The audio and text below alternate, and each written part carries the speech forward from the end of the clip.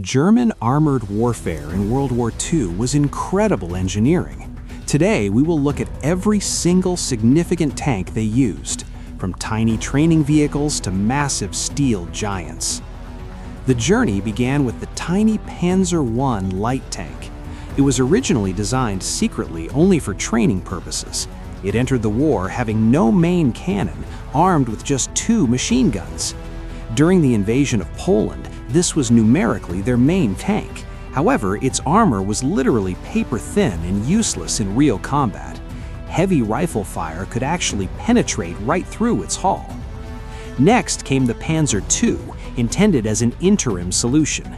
It featured a slightly more powerful 20mm automatic cannon. This small, fast tank maintained the speed of the early Blitzkrieg victories. Due to its small size, high speed, and good radio equipment, it was excellent for scouting and reconnaissance missions early on, but it soon became completely obsolete for direct combat against real tanks. After seizing Czechoslovakia without a fight, Germany adopted their excellent tanks. The Panzer 35T was one such captured vehicle. It was immediately pressed into German service to boost their numbers. The Czech-designed Panzer 38T was mechanically very reliable, often better than German light tanks. Its chassis was so robust and dependable that it was used constantly. They built other vehicles on its hull until the very end of the war. In the early successful years of the war against Poland and France, these light, fast tanks formed the bulk of the armored forces, but they were about to face a rude, shocking awakening. Operation Barbarossa, the invasion of Russia, changed everything for Germany. They suddenly encountered the superior Soviet T-34 medium tank. They realized they immediately needed heavier armor and much bigger guns to survive. Enter the Panzer III, designed specifically as Germany's primary tank hunter. It was intended to fight other tanks, while the Panzer IV provided support. It was one of the most technologically advanced machines of its time. Its 3-man turret design was revolutionary at the time. It allowed the commander to focus solely on tactics and directing the driver and gunner. This gave them a huge coordination advantage over overburdened Allied commanders. It was urgently upgraded with a longer 50mm cannon and extra armor plates later, but even this new gun struggled badly against Soviet armor. It could not reliably penetrate the sloped front of the T-34 at combat ranges. The Panzer IV started life purely as an infantry support tank. Its short, stubby barrel was designed to fire high explosive shells in an arc. It was meant to destroy bunkers and soft targets, not other tanks. However, its chassis was designed to be incredibly robust and spacious. This allowed German engineers to constantly upgrade it throughout the war.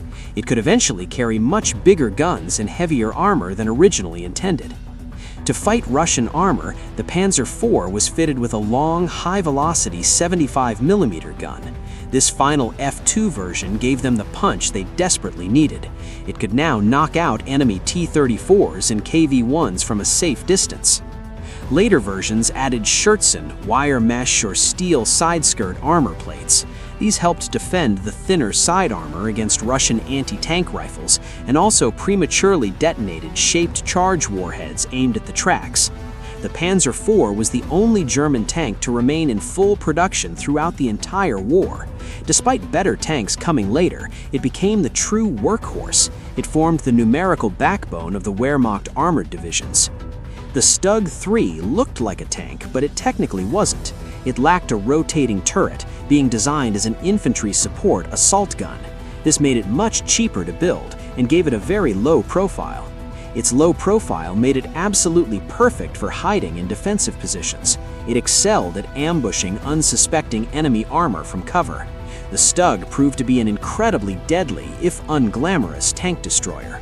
Surprisingly, Germany built more StuGs than any other armored fighting vehicle during the war. It was highly cost-effective and lethal in the defense, making it a favorite weapon of desperate German crews in the late war. In 1942, a legend was born that terrified the Allies, the Tiger I. Weighing a massive 57 tons, this monster was unlike anything seen before. It was a terrifying, unstoppable sight for any average Allied soldier. Its front armor was an incredible 100 millimeters of thick, high-quality steel. Allied tank shells from Shermans or T-34s would simply bounce off its hull, leaving the crew inside completely unharmed during the mid-war period. Its main weapon was the famous lethal 88 millimeter gun, adapted from a high-velocity anti-aircraft gun for tank warfare. It could accurately destroy enemy tanks from over 2 kilometers away. Despite its fearsome reputation, it had a boxy, old-school shape with flat armor plates. Internally, it was an engineering marvel of complex systems. However, it was expensive, over-engineered, and very hard to repair in the field. The complex overlapping wheel system distributed the massive weight very well for a smooth ride, but it was a complete nightmare for mechanics to maintain in Russia. Mud and ice would often freeze between the wheels, immobilizing the giant. Then came the Panther, Germany's direct answer to the superior Soviet T-34 design. Many historians consider this to be the best overall tank design of the entire war. It was meant to be a perfect balance of speed, armor, and firepower. Unlike the boxy Tiger, the Panther used sharply sloped front armor. This design innovation helped to deflect enemy shells effectively upwards. It provided tremendous protection while keeping the tank lighter than the Tiger. Its 75 millimeter gun had a significantly higher muzzle velocity than even the Tiger's bigger 88 millimeter gun. This meant it had incredible armor penetration capabilities at long range. It could penetrate almost any Allied tank it faced head-on. However, the Panther suffered greatly from being rushed into production too soon. It had severe engine overheating problems and fragile final drive transmissions. Many broke down due to engine fires before even seeing actual combat at Kursk. The later G version fixed many of these early teething flaws. By the end of the war, it was a truly fearsome opponent. It balanced speed, protection, and firepower better than anything else. As the war worsened, Hitler demanded an even bigger, deadlier beast, the King Tiger. Weighing nearly 70 tons, it was the heaviest operational tank of the war. It combined the thick armor of the Tiger with the sloped shape of the Panther. With 150 millimeters of sharply sloped front armor plate, it was virtually invulnerable to any Allied tank gun from the front. There is no verified record of a King Tiger's front armor being penetrated in combat. It carried an even longer, more powerful version of the famous 88 millimeter gun. This weapon was incredibly accurate and devastating at extreme ranges.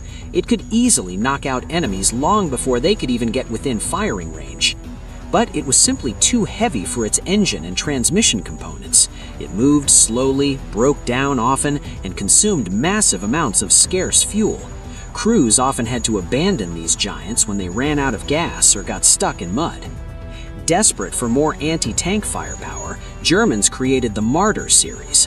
They mounted captured Soviet field guns onto obsolete Czech tank chassis. It had a great gun, but the crew was completely exposed in the open top. The Hetzer was a small, cheap, turtle-like tank destroyer built on the reliable Czech chassis. Despite cramped interiors, it was very effective and hard to hit. These little machines kept the German army fighting hard in the final months. The Nashorn, or the Rhino, was the definition of a glass cannon. It mounted the massive King Tiger's 88 millimeter gun on a lightly armored chassis. It was designed purely to snipe enemy tanks from extreme standoff distances. Built on the excellent Panther chassis, the Jagdpanther is legendary. It combined a powerful 88 millimeter gun with excellent sloped armor and good mobility. It is often cited by historians as the best tank destroyer design of the entire war. The Ferdinand was a heavy, complex petrol-electric design failure from Porsche. While it had incredibly thick armor and a great gun, it lacked defensive machine guns. They frequently caught fire on steep hills during the Battle of Kursk. The Jagdtiger was the heaviest armored fighting vehicle to ever see active service. Its colossal 128 millimeter cannon was the most powerful anti-tank gun of the war. It could literally tear any Allied tank apart with a single massive shell. The Sturmsteiger was a specialized bizarre bunker buster built on Tiger hulls. It fired a massive 380 millimeter rocket-propelled depth charge. The projectile was the size of an oil drum and leveled entire buildings. The ultimate symbol of Hitler's megalomania was the super-heavy Maus tank. Weighing an insane 188 tons, it remains the heaviest tank ever built in human history. It was practically a moving fortress that no bridge could support. Fortunately for the Allies, this slow monster never saw actual combat. Only 2 prototypes were ever completed before the war ended. They would have just been incredibly expensive, easy targets for Allied aircraft. Not all German armor was big and heavy, some were tiny robots. The Goliath was a small, remote-controlled tracked mine packed with explosives. It was designed to drive up to enemy bunkers or under tanks and detonate.